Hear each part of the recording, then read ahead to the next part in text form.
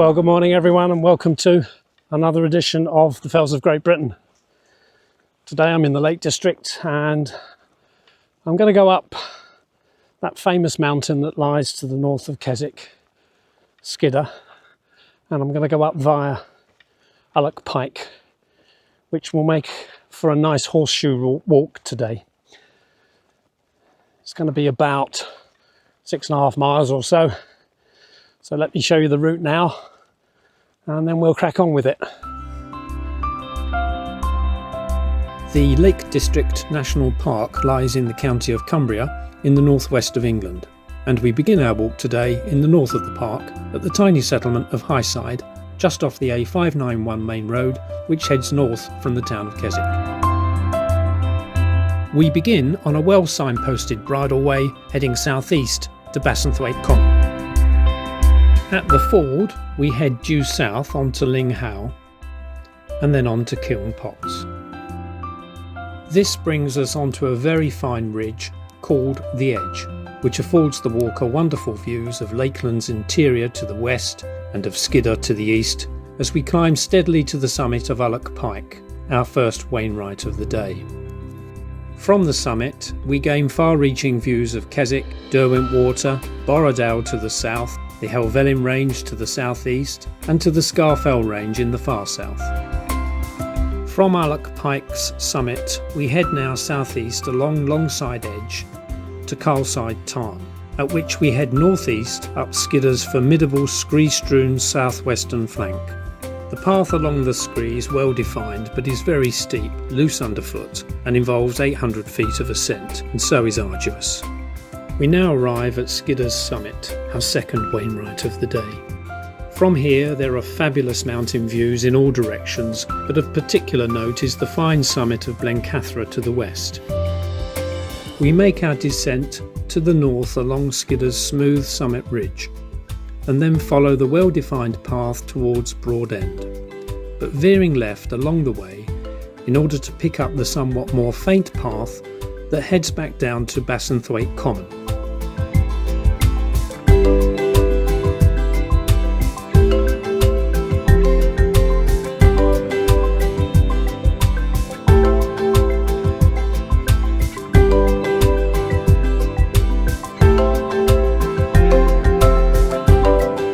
Little Knot, we head due west to the ford on Southerndale Beck, where we cross the water to regain the bridleway back to the start of our walk.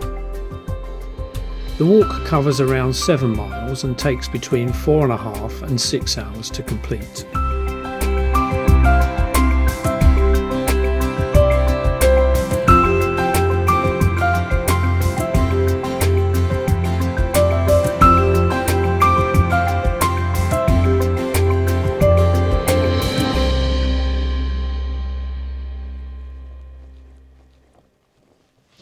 So I've parked the car in Greendale, or next to Greendale Farm. There's a small unclassified road that goes off the A road. And I'm on this lovely path, nice turf, nice track leading up to the first peak of the day, which is Ullock PIke, which you can just see in the distance there. It's got a fabulous ridge running up the front of it there. Very reminiscent of Causey Pike, where I was a few weeks ago. And I just hope that I've got the strength to do this. This is quite a big ascent for me. I've had difficulty climbing the high stuff in the last few months because of a health issue. And I'm hoping that I'm slowly gaining a bit more fitness, but we shall see. But it's a glorious sunny morning today. It's just so marvellous to be out and about. I suspect it'll get rather busier today. Already I parked overnight last night in the very few spaces that are available at that location, and I was all on my own throughout the night in my van. And in fact, this morning when I got up, which is the first morning so far this year, and I didn't actually have to turn on the heater. Just got this stile to go over now.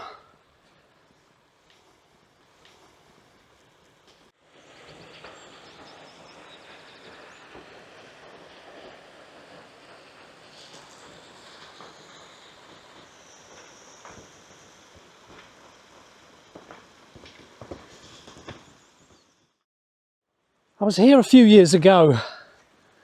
It might be interesting when I get back to dig out those photos and the very brief video I made at the time. And even on that occasion I struggled a bit to get to the top. But I'm going to push myself today. The weather's good and I've got... Just dropped my stick here. Oh, so much for professional filming, eh? Just dropped my stick. Oh dear, I'm not doing that clip again, so I'll soldier on. Where was I? Oh yes, I was just talking about what a marvellous day it is today. Spring has really begun. A few things are in bloom. Trees aren't in leaf yet. We've pushed the clocks forward a week ago, so we have longer evenings, and so I can take the risk of extending my walks without worrying about losing the light at the end of the day. Well, this is turning out to be a very fine path. So far it's been easy to follow, and the gradient is just about right. It's steep enough to give you that sense of making progress, because when you look ahead to the peaks you think, well, how am I ever going to get there? I don't seem to be climbing. But this path is got a steady gradient to it. I think it gets a bit steeper a bit further on, but this is just the kind of gradient you need on a long walk where you make progress. But it's not so steep that it's a real challenge and exhausting. Now the problem I've got today is that the sun is behind Skiddaw, so my photography is just going to be spoiled by having to shoot into the sun if I want to show you Skiddaw, which is over there. But Ullock PIke is out of the direct sunshine, so I can actually show you the glorious direction of this route and the fabulous beauty of the landscape. Now I have fond memories of this mountain range because probably 42 years ago, the year before I got married, my brother said to me, let's go away and do some walking somewhere. It'll be the last opportunity we'll get. And he was right, because we've done precious little over the last 40 years or so. But anyway, we took ourselves off in my dad's car, clapped out old Sunbeam Alpine. And we drove up to the Lake District and we stayed in Bowness. I think, no, it was Windermere. And we decided to go up this mountain. But the weather, and I think we used this route, which is why it's bringing back memories all these years later. Can you believe that? But we didn't get to the top. I think we got as far as Ullock PIke. And then the mist came down. And we gave up and went home. So I've had an association with this mountain for most of my adult life. But it's to my eternal shame that it's only in the last 10 years or so that I've actually taken to the fells again. And I'm afraid that was rather too late, because I'm getting a bit older now, and so I really can't do the things that I could have done a few decades ago if I'd had the mind to get out onto the fells. But there it is. Life is a succession of opportunities taken and not taken, and of regrets and success. Oh, the path is getting a bit steeper now and a bit more rocky. And you can just see, peeking above this brow here, is the top of Ullock PIke, so still some way to go.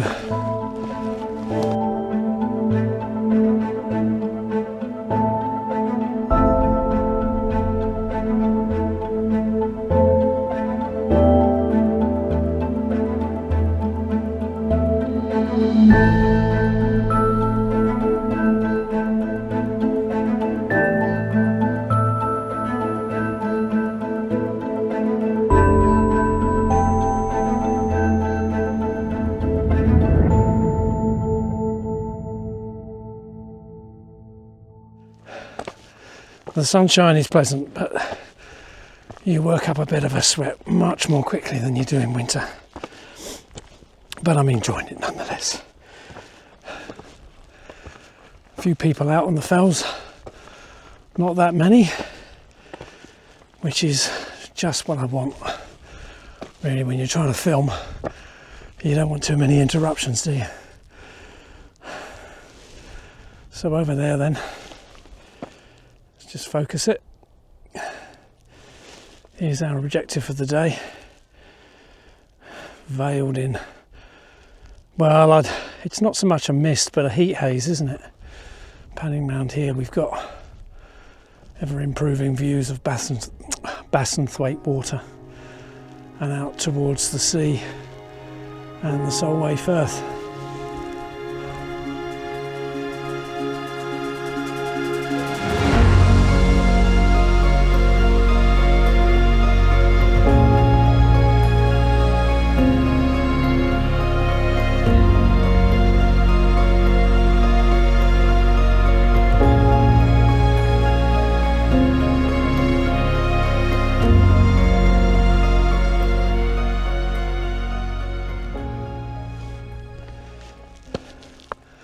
The last time I was out here, I panned the camera around and told the audience that they were looking at the Solent,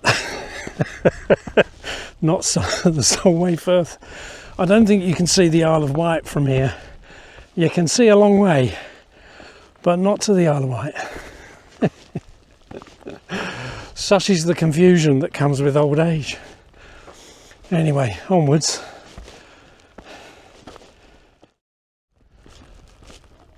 Well, it's pretty relentless.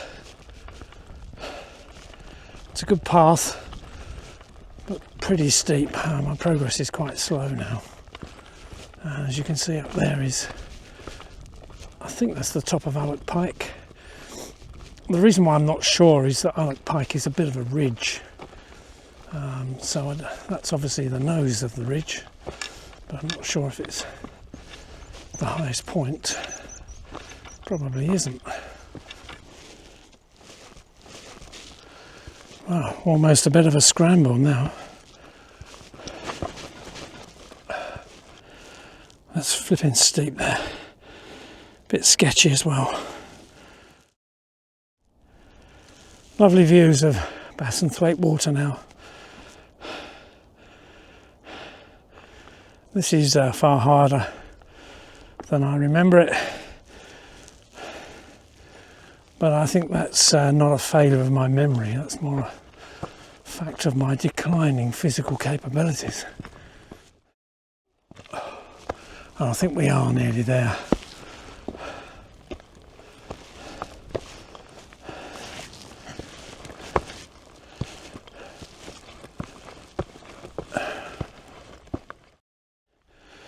Well, you know what I said earlier about summits always being 10 minutes away.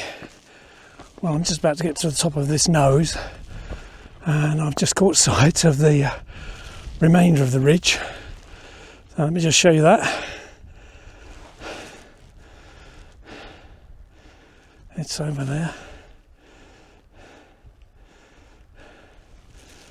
So that doesn't look anything like as steep as the path so far, but it's a bit of a continuing climb, and you can see some walkers there carrying along the ridge.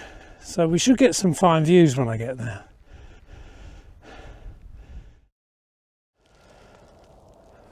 Okay, so I'm at the top of the nose of the ridge, but this isn't the top of Ullock PIke, that's over there. But panning round from here, there are just some fabulous views. We've got Derwent Water there, and then just to the left we've got the Helvellyn Range, and then coming round we've got Catbells in view. You can see over towards Buttermere, you can see Dale Head and Robinson, and over here we've got Grisdale Pike. There's Grasmore in view. There are just so many. I'll put some labels on when I edit the video. And we've got Windlatter here and Bassenthwaite water. This is one of the great glories of Skiddaw and Blencathra, but more so Skiddaw. they stand apart from the rest of the lakes, and so you get these wonderful vistas into the depths of Lakeland. They're on the periphery looking in.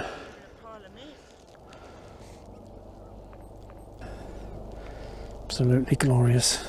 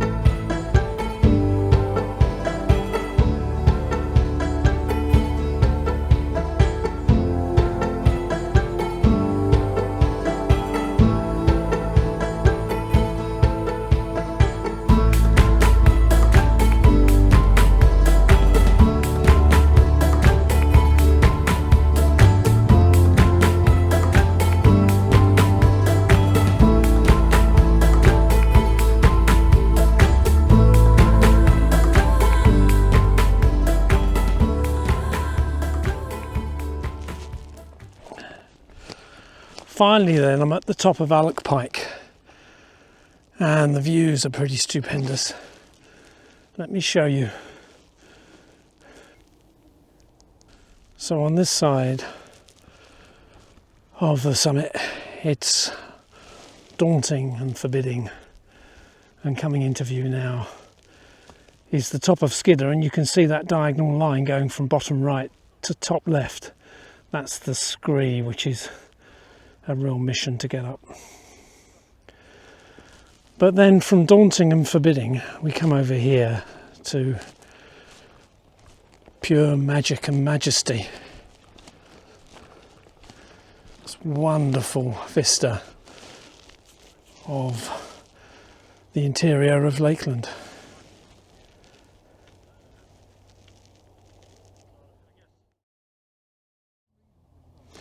So those of you who are contemplating doing the 214 peaks that we call the Wainwrights, this captures the challenge for you. On display here are pretty much all of them. Covered in mist today, but they're all there. So the scale of the challenge is to be seen in this one view from the top of Ullock PIke.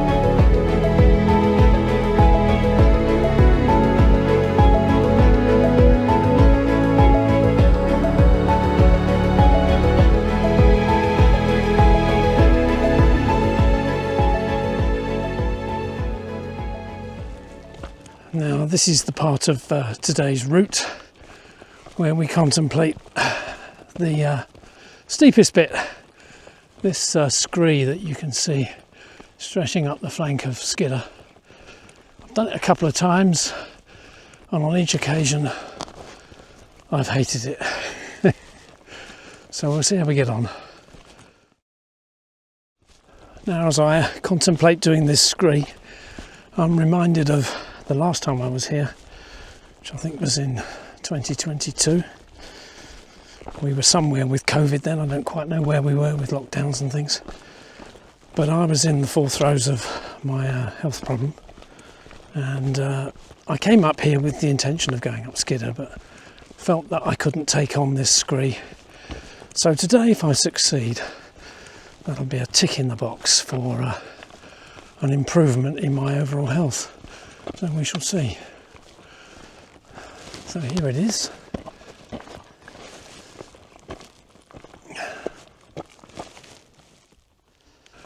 It starts off not too steep and then gets progressively more challenging as you can move on. And part of the problem is not just the gradient, it's just how loose the rock is, so you can slip and slide about. And in fact, in summer, when things are very dry, it can be a bit harder than in winter, because if you get a really heavy frost, the rocks stick together and they form a solid mass.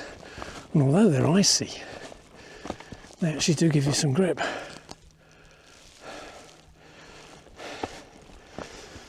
Well, that's the theory of it, but either way, no matter when you attempt this, winter or summer, it's pretty brutal.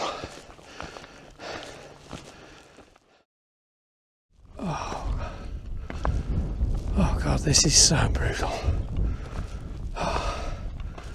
I'm sure younger folk will take this on with great ease, but for me, it's sapping.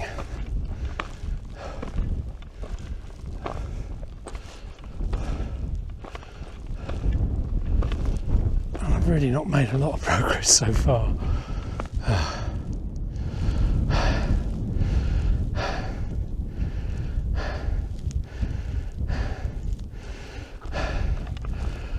Oh dear.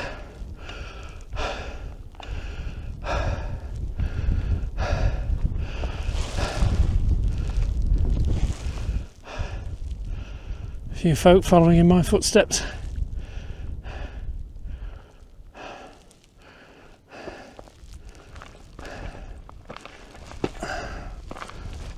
I think I'm getting up a few blisters on my feet as well.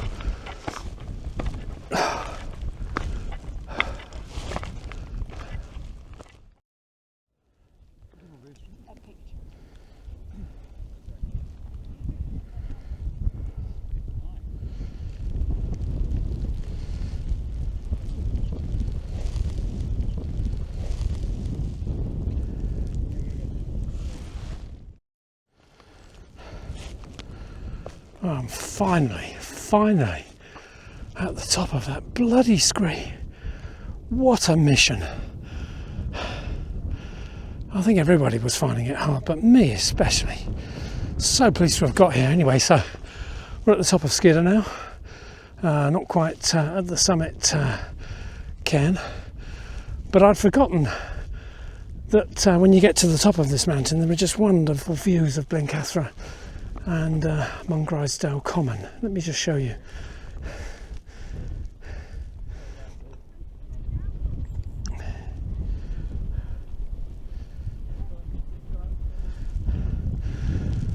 Very reminiscent of the Yorkshire Dales, rolling hills covered in gorse and some grass and pasture, and there's Blencathra over there. You can see why its historical name was Saddleback. You can see the saddle-shaped ridge between the 2 points on the left-hand side. That's at the top of Sharp Edge, that precipitous ridge that is quite a challenge to climb. And on the right-hand side, you've got the start of Blease Fell. So absolutely splendid views from here, and the terrain is just so very different from this side, which is looking now towards Bassenthwaite water. And yeah, there's the Ullock PIke, which is the ridge that I've walked along this morning in order to get up here in full view.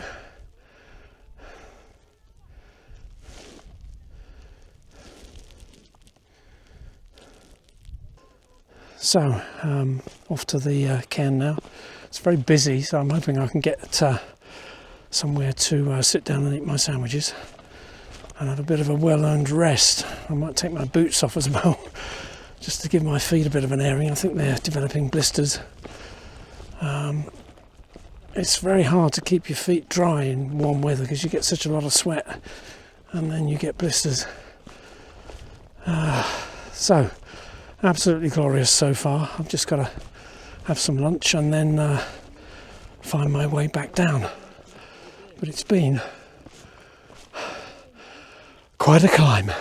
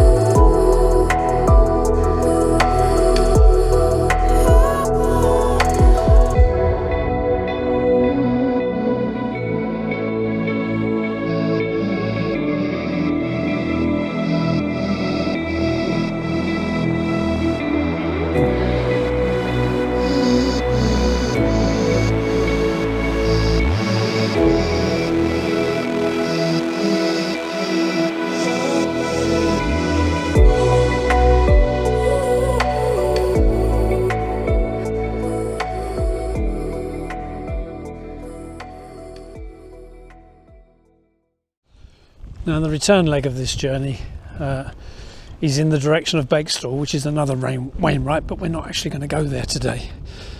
We're going to veer off to the left and find our way back down to the path that took us up Ullock PIke at the beginning of this walk. The slight problem is that there isn't a path shown on the OS map for a few hundred yards as we come down this small hill that I'll show you in a moment, which is called Broad End. But I'm told on various walking groups on Facebook that I'm a member of that you can actually pick up the route, even though you have to walk off piste for a bit.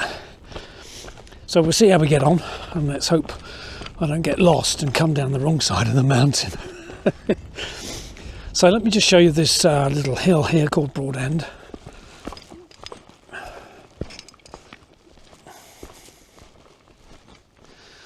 It's nothing much really. It's quite grassy, quite a nice change from the terrain I've been on. Got a bit chilly on the top. The sun is lovely, but the wind is quite cold, and we are nearly 3,000 feet up here, so no surprise there, I guess.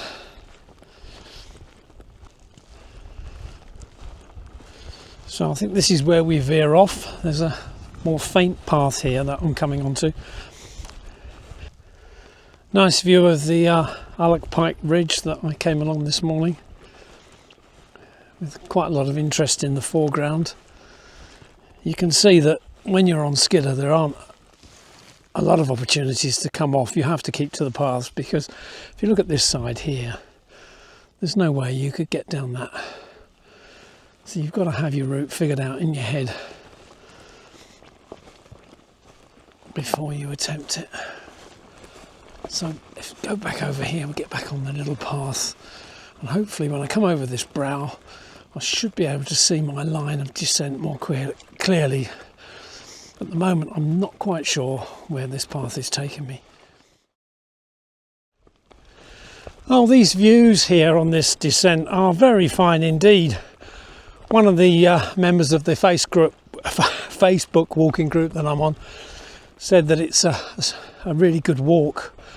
I've not been down this side of Skiddaw before, but the views across into the lakes and across the lake and over the top of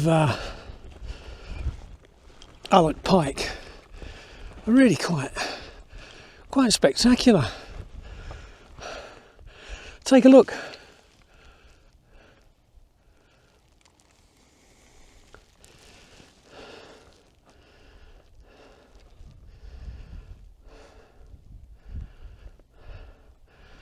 Now this mist was supposed to lift today, but it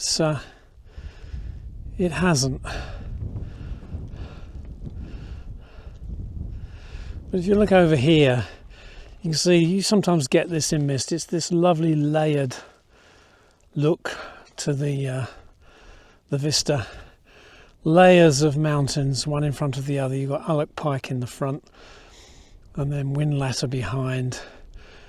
I think Grasdale PIke is shown there, and then you've got Grassmoor pretty much in the centre, and then I think actually as we swing to the left, I think that's probably Red PIke over in Buttermere.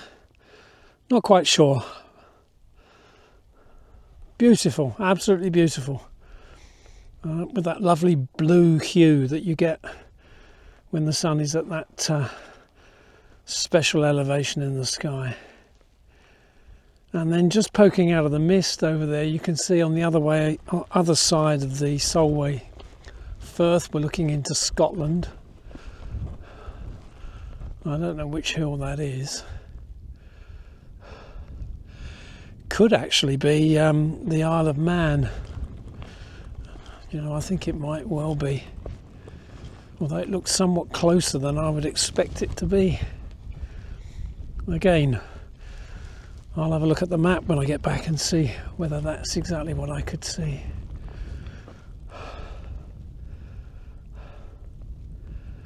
Really delightful, and descents are always welcome. They're so much easier than climbing. Although if the descent is very steep, then that can be very hard work on the knees. Right, well this path I'm on goes over there, which is not really where I want to go. At some point I've got to get off to the left and pick up this path you can see running down the side of that ridge over there. And I'm hoping I'll get my turn indication soon. My map is telling me I'm almost there, but I can't actually see any left turns at the moment. Right, well the path I've been on comes down through here and then goes off in that direction, which I'm sure if I followed it, it would get me back, but I'd probably end up on the road with quite a long road walk. So I think the little turn off that I had put on my route for today is here. It's just the faint whiff of a path there. It's a bit sketchy. But I think that will take me around. Let's hope so. Well, it's a bit of a sun trap through here. I'm out of the wind and it's south facing, so it's pretty warm. So let's hope it's not a death trap and it's only a sun trap, because it's looking pretty sketchy. Well, after a long struggle, I'm finally back on this path that you could clearly see earlier in this walk running down the side of the mountain. And this leg of the route, which didn't have any track on the OS map, proved to be a real problem. Yeah, normally on an OS map where you've got a track marked, you can assume that over the years it might have moved a little bit. So when I came down just now and got to a point on the descent path where it looked as though there was a left turn, clearly in the form of a path, I decided that was the route I was supposed to take, the route shown on the map.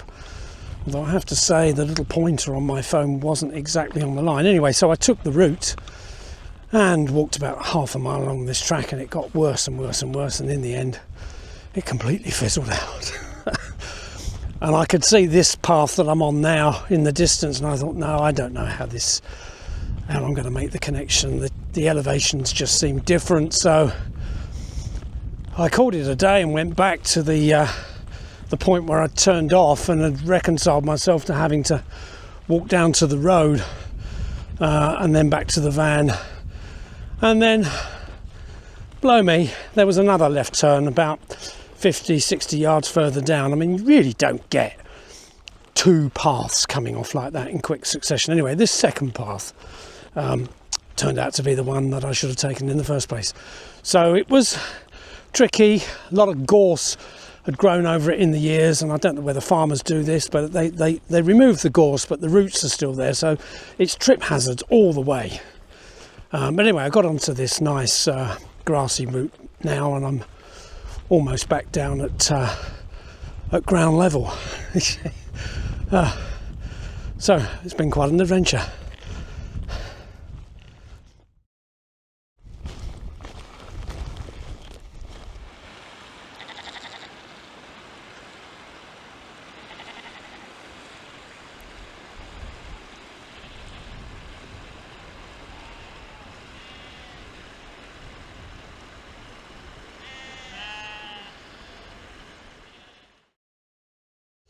Now, if you've ever wondered, like me, why it is that Skiddaw has a very different appearance from other mountains in Lakeland, it's because it's made of slate and shale, which are metamorphic sedimentary rocks. And this is a type of rock that's not commonplace in other parts of the Lake District. And it turns out that Skiddaw is the oldest mountain in Lakeland. It was formed well before the Scafell Range, Helvellyn, all the other big mountains that we know of. These are largely volcanic, and they were formed much later by massive volcanic eruptions through the Earth's crust. And Skiddaw was around before that. There's a sense in which it gazed upon a landscape which turned into the Lake District over time, because when Skiddaw was first formed by a rising ocean bed, being a sedimentary rock, it would have originated, all of the rock of which Skiddaw is comprised would have originated under a great ocean, an ancient ocean, which was thrust up to form the mountain that we now see. Massive tectonic plate movements that took place millions of years before the volcanic eruptions formed the rest of the Lake District. And this is why, because it's so old, this is why Skiddaw has that very smooth, rounded appearance. It's been around so long that it's been weathered for so much longer by heat, rain, frost shattering, for example, and it's left this very smooth and beautiful mountain that affords the viewer, when you get to its top, you're able to gaze upon a landscape which predates the mountain that you're actually stood on. What must it have been like standing on Skiddaw before the eruptions that produced many of the other mountain ranges in Lakeland had occurred? And during the great ice ages, huge ice sheets moving down these newly formed mountains, and Skiddaw had just been there, as though watching this throughout time. It's a unique place, and one which everybody should visit. And I think on that note, I'll end my jibber jabber, my little factoids that I like to put in these videos, if only so that I can revisit them in future when I play these videos back in my old age. On that note then, I'll bid you all farewell and hope that you'll join me when I next walk the fells of Great Britain. Bye for now.